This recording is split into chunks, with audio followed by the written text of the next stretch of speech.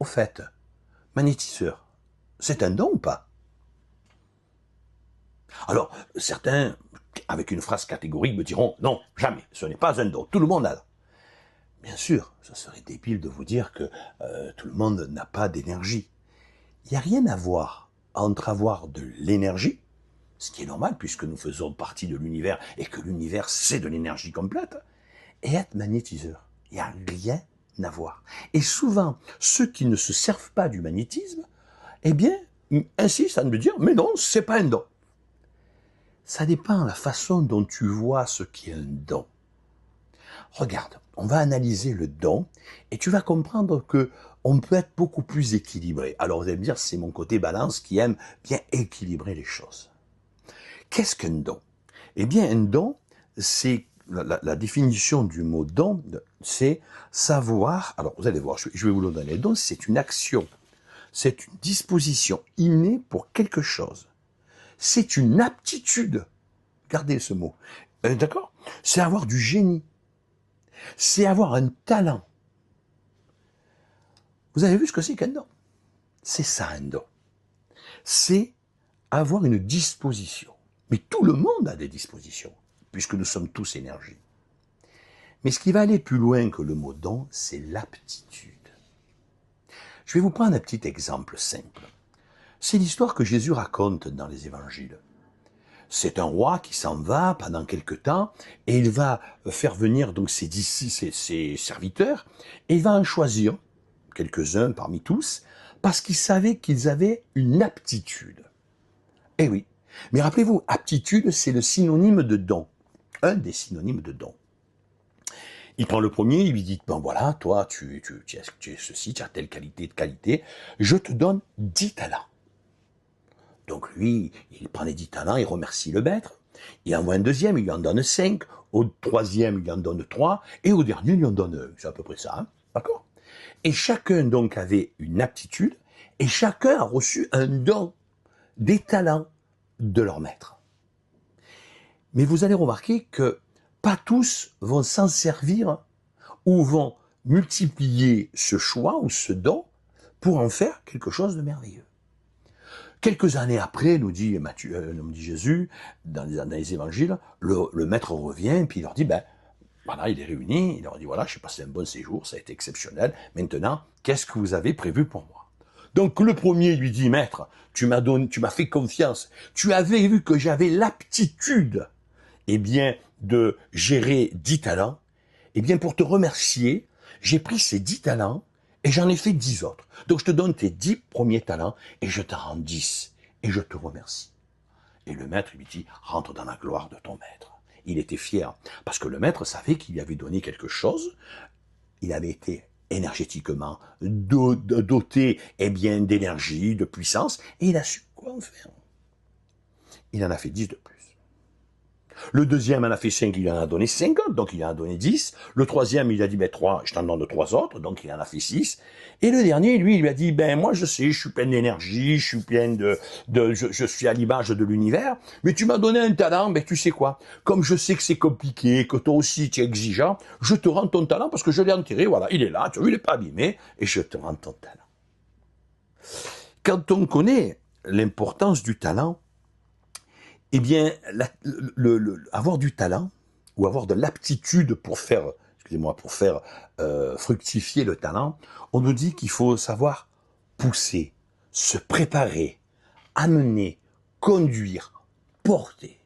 Vous avez vu tous les termes qui sont associés à l'aptitude et donc au don. Et oui, puisqu'on a dit que c'était le synonyme. Et oui, à un moment, ces serviteurs ont reçu, ils avaient tous une aptitude, plus ou moins grande, parce que le maître avait vu que certains avaient plus d'aptitude que d'autres. Ça ne veut pas dire qu'ils étaient mauvais, sauf que certains avaient plus d'envie de se mettre en mouvement, et ils ont poussé, ils ont préparé, ils ont amené, ils ont construit, ils ont élevé leur niveau d'aptitude pour rendre un don plus important que ce que leur maître leur avait donné. Vous voyez? Donc tout le monde a de l'énergie. Mais cette énergie, eh bien certains vont s'en servir en disant c'est de l'énergie, Et d'autres vont s'en servir comme s'ils avaient reçu quelque chose d'exceptionnel. Et ça va devenir un don. Parce que quand on réfléchit à ce que c'est qu'un don, eh bien, le dictionnaire nous dit, c'est savoir recevoir, c'est savoir donner, et c'est savoir rendre. Et oui. Tout le monde a l'énergie, mais pas tout le monde va avoir l'aptitude de faire passer cette énergie comme quelque chose de merveilleux, comme de l'or. Et oui, chez les alchimistes, parce qu'en hébreu c'est ça, hein, en hébreu, quand on lit la signification en hébreu d'avoir un don, c'est avoir le don de tout transformer en or. Et quand on sait que l'or c'est la lumière, c'est la divinité, c'est exceptionnel. Mais avant, on nous dit, les alchimistes, ils passent par plusieurs phases. Et ces phases nous rappellent qu'il va falloir pousser, préparer, amener, conduire, porter ce qui sont les qualités de celui qui a l'aptitude, et que de cette aptitude, il va faire un don. Et oui, il va en faire un don. Parce que avoir l'aptitude, tout le monde l'a. Mais est-ce que vraiment j'ai envie d'en faire un don? Je vous prends un autre exemple. Pas tout le monde va être magnétiseur, mais pas tout le monde est grand cuisinier. Vous avez le cuisinier de base, c'est un bon cuisinier. Il va y mettre tout son amour. Mais lui, il va faire de la cuisine rapide pour des gens qui ne sont pas très fins du palais. Vous savez, qui mangent parce qu'il faut manger. Parce qu'ils sont pressés, ils ont un travail à faire, etc. Donc on va leur faire à manger. Et ce sont des gens qui ne vont pas développer leur palais. En Provence, à Marseille, on appelle ça des gameleurs, ils gamellent. Rapide, parce qu'il faut qu'ils retrouvent sur le chantier, parce qu'ils ont porté leur gamelle, il faut qu'ils vite qu'ils retournent sur le chantier, parce qu'ils ont du travail à faire. Vous voyez? Ils n'ont pas la même notion que celui qui va s'asseoir dans un restaurant étoilé, qui va éduquer son palais, et qui va essayer de comprendre pourquoi ce grand chef, a fait une cuisine aussi exceptionnelle. Et oui, il y a le cuisinier et le grand chef. Le chef étoilé, celui qui a le col rouge, un bleu, blanc, rouge, parce que lui, de sa petite aptitude à être un cuisinier, il en a fait un don. Et oui, il a cultivé, il a travaillé, il a transformé ses talents en or. Mais c'est pas venu comme ça. Il a travaillé, il a poussé, il a préparé, il a emmené, il a conduit, il a porté tout ce qu'il avait à l'intérieur de son corps, de son cœur, pour faire plaisir à son maître. Et donc, il a des étoiles. Vous voyez, il y a une différence entre quelqu'un qui sait cuisiner, qui va le faire parce qu'il faut le faire, et celui qui va sublimer le produit, parce qu'en vérité, il veut de remercier l'univers. Oh, le paysan, le restaurateur, celui qui a sublimé le produit, il va encore mieux, plus le sublimer. Je me rappelle, il y avait un comment ça s'appelle, un cuisinier, j'écoutais là toujours, dans une émission, il disait, mais moi, un poisson, il faut que je le sublime. Parce que le pêcheur, tempête ou pas tempête, il est sorti. Il reste des fois des nuits entières seul dehors, à prendre le froid, l'humidité, à être inquiet.